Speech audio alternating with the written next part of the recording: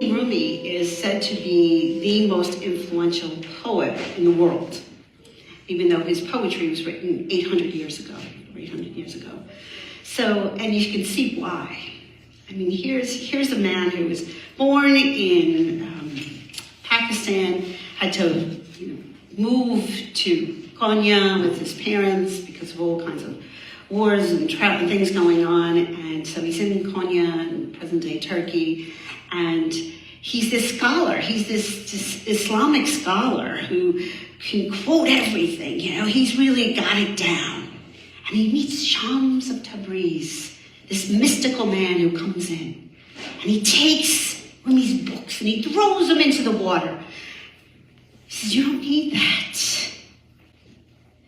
All this stuff, all this mystical stuff, all this stuff, like we're now, Christians are preparing for Christmas and the coming of that Christ light. We're coming into the time of the solstice. It's getting to be it's darker and darker and darker, and hope the light comes back. We're waiting now, and soon Hanukkah will come, and we'll remember that the light prevails, and we'll be holding fast and doing all these different things that are going on in all different traditions.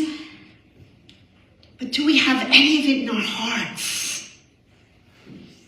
Do we really internalize it? Do we really allow it to be made manifest in our lives? What do we do with the information? A lot of people, their biggest complaints is, you go to different house of worship for that day and everybody's nice, and as soon as they leave, they're beeping at each other in the car when they're driving out and yelling at each other in the parking lot because of the way people are driving.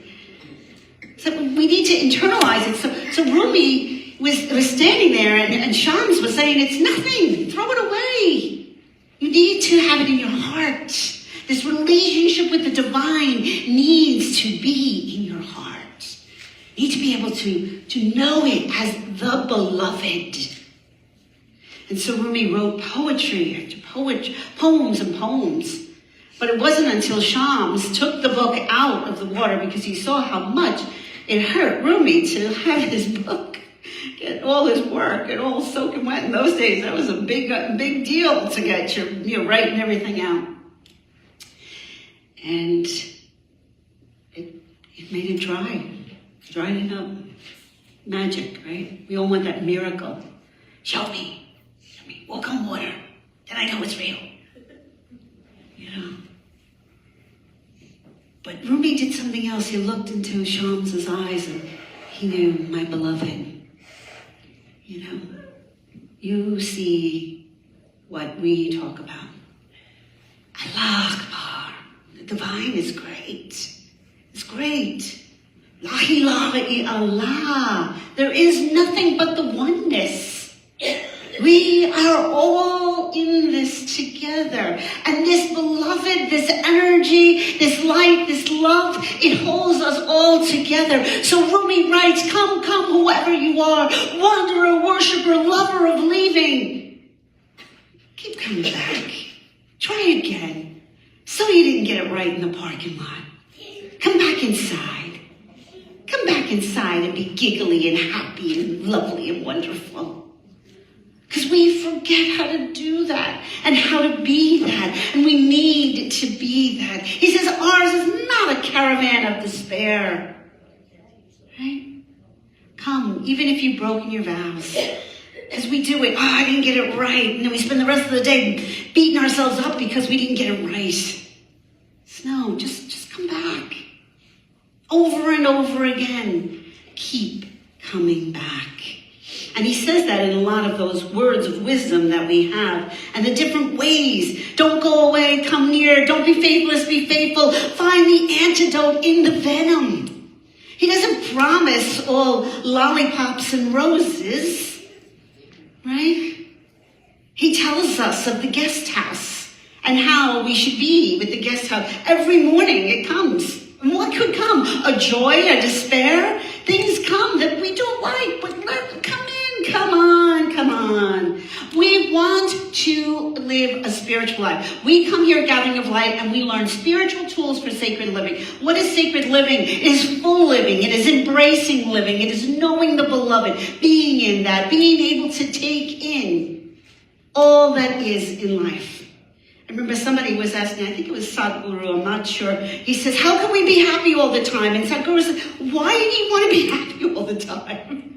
Why limit your life to one emotion? He said, why? We are here to feel, to breathe, to expand.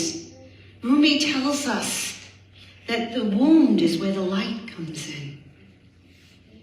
When our hearts break, they can be expanded and opened more.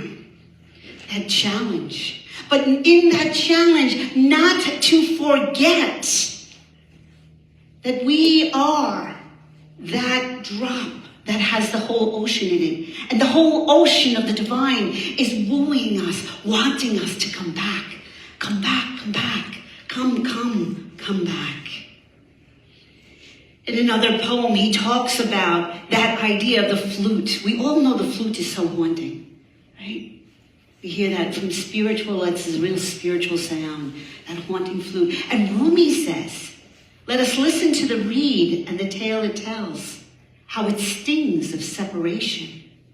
Ever since they cut me from the riverbed, my wail has caused men and women to weep.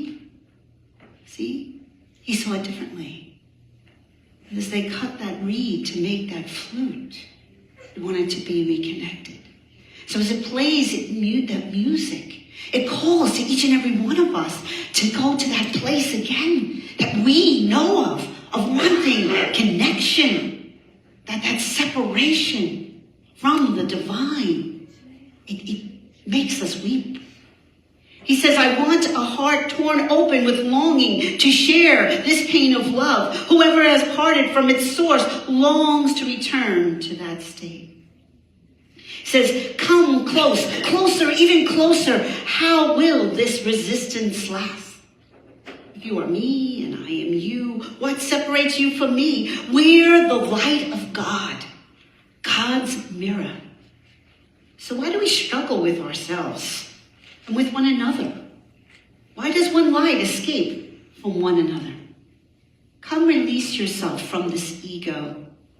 Live in harmony with everyone. Be friendly with everyone. Alone, you are just one drop, one speck. Bonded and united with everyone, you are the ocean. The ocean is you. So these poems that he has, and it encouraged me. I've always said, sometimes you think of things and you ever look at something and say, that's so beautiful, and then you have this connection to it. You say, oh, I can write, if you write that down, it's almost like a poem. Or even just, we were talking this morning about the power of journaling, just putting our thoughts down. Like Rumi's thoughts became these beautiful poems. But what if you wrote your own thoughts down? What if you journaled about? This is supposed to be, for Christians, a time of Advent. This is a time of preparing yourself. How do you prepare yourself for the light to come back? You complain about the dark and how dark it gets? Because I hear that more than I hear anything positive. Oh, it's so dark. Why is it so dark? When is it going to be light? You are the light that's missing. Anytime there's darkness, there is a light in you that cannot die, that is needed in that situation. You're asked to be the light, to bring the light. I like this poem here. I'm sharing all his poetry, and I'm hoping that it will inspire you maybe to journal a little bit. Don't worry about, how it all sounds, because you're the only one reading it. Unless you're being that too harsh a critic, then, I'll ask you to have somebody else read it for you. He says, the prophets have wondered to themselves, how long should we keep pounding this cold iron? How long do we have to whisper into an empty cage? Every motion of created beings come from the Creator. The first soul pushes and your second soul responds, beginning. So don't stay timid. Load the ship and set out. No one knows for certain whether the vessel will sink or reach the harbor. Cautious people say, I'll do nothing until I can be sure. Merchants know better. If you do nothing, you lose. Don't be one of those merchants, though, who would risk the ocean, who won't risk the ocean. This is much more important than losing or making money. It's about your connection to God. You must set fire to have light.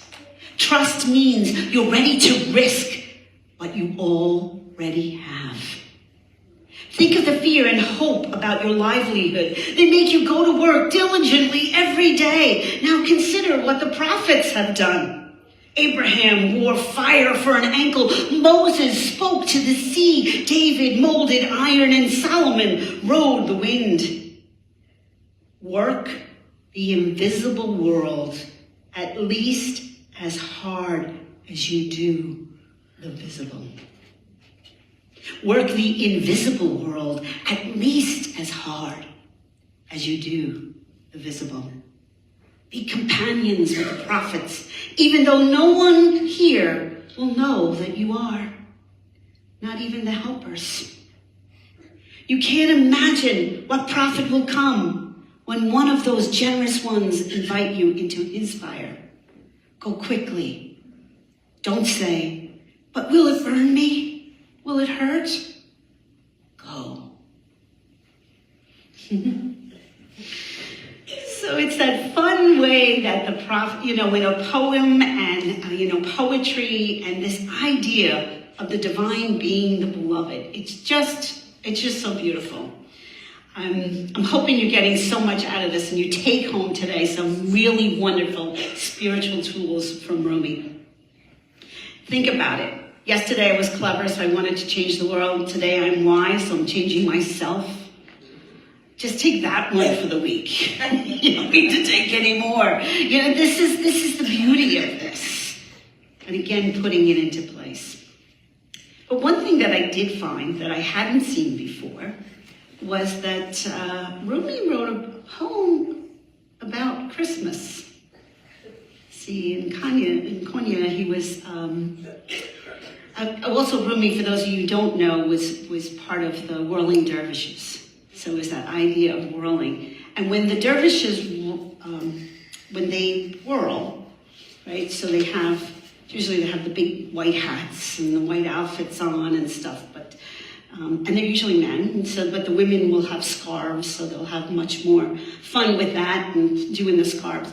So when you start out, there's one hand usually up and one hand down. So you are doing sort of like a Qigong movement, right, of heaven and earth. Right hand up. Yep. The right hand is up and the left is down. Yeah, it's my right hand. That's right hand. Okay.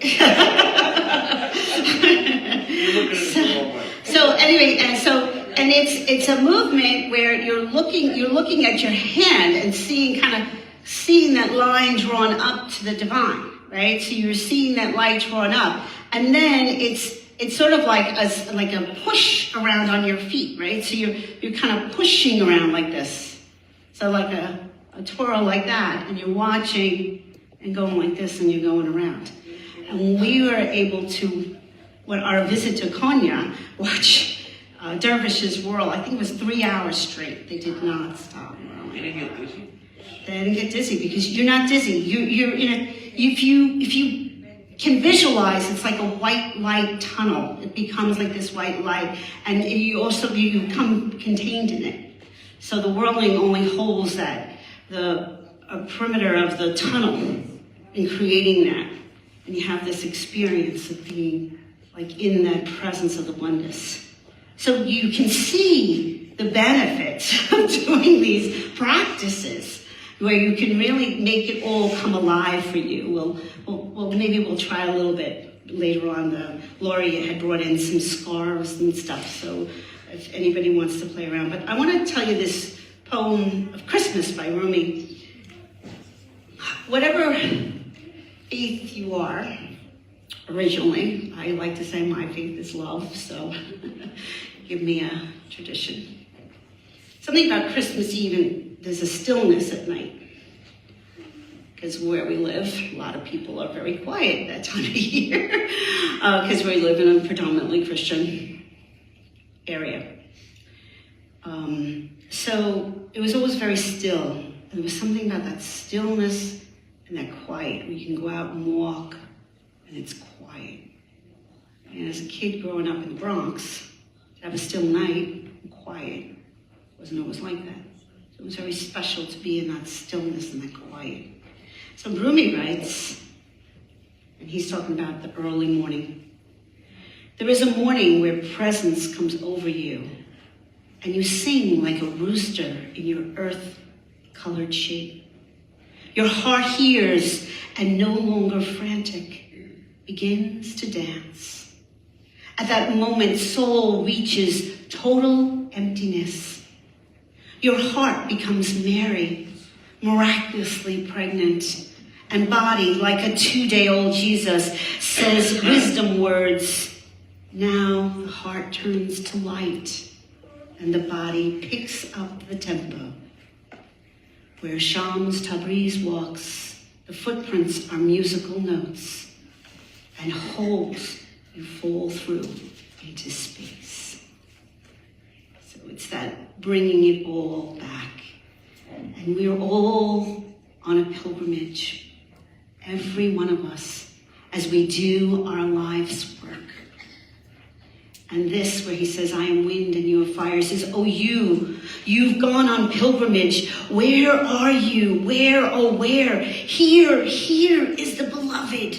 Oh, come now, come, oh, come. Your friend, he is your neighbor. He is next to your wall. You erring in the desert, what air of love is this? If you see the beloved's form without form, you are the house, the master. You are the Kaaba. You. Where is a bunch of roses if you would be in this garden? Where one soul pearly essence when you are the sea of God? That's true. And yet your troubles may turn to treasures rich. How sad that you yourself veil the treasure that is yours. So the pleading, the longing in RUMI, the call to all of us this day is to come back to the beloved. Internalize it into your very being and allow it to be expressed in the amazing, unique way that is you.